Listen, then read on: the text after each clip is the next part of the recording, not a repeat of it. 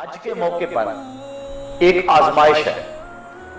احرام کی شرط ہے کہ عورت اپنے چہرے کو نہ چھپائے، اپنے چہرے کو ننگا رکھے۔ کیوں؟ اس لیے کہ امتحان گاہ میں مرد اور عورت کھڑے ہوتے ہیں، اللہ کا گھر سامنے، اللہ دیکھنا چاہتا ہے میرا بندہ میرے سے ڈر کر کے اپنی نظر کی حفاظت کرتا ہے کہ نہیں کرتا ہے۔ ایک طرف عورت کو کہا کہ چہرہ نہیں چھپانا،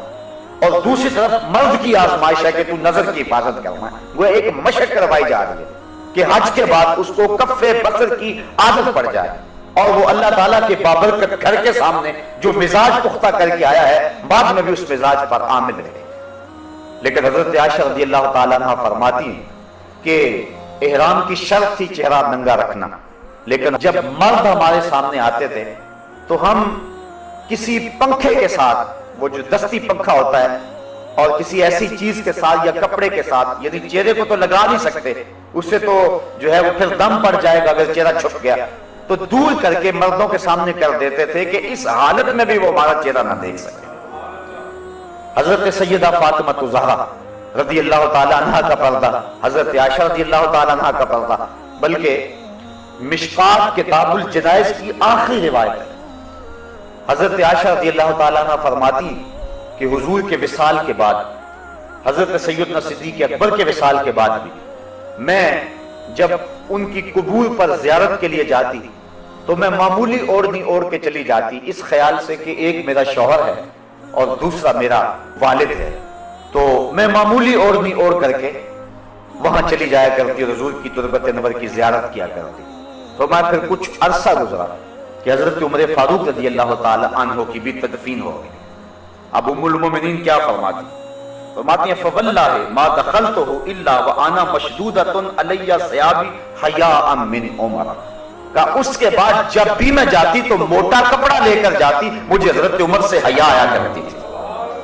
ایک تو یہاں حضرت ام المومنین کا عقیدہ سمجھیے، اور دوسرا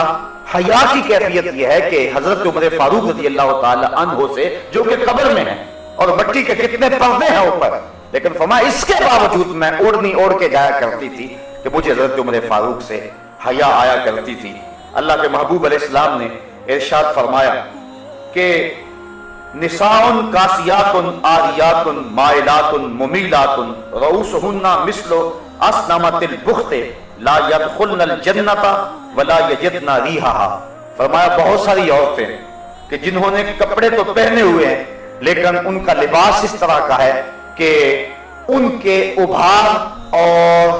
ان کی پردے والی چیزیں ظاہر ہوتی ہیں، وہ لوگوں کو اپنی طرف مائل کرنے والی ہیں اور لوگوں کی طرف مائل ہونے والی ہیں، اور ان کے سر ایسے ہیں جس طرح بختی اونٹوں کی کوہانے ہوں۔ حضور نے فرمایا کہ وہ عورتیں کبھی بھی جنت میں داخل نہیں ہوں گی، بلکہ وہ جنت کی خوشبو بھی نہیں پائیں گی۔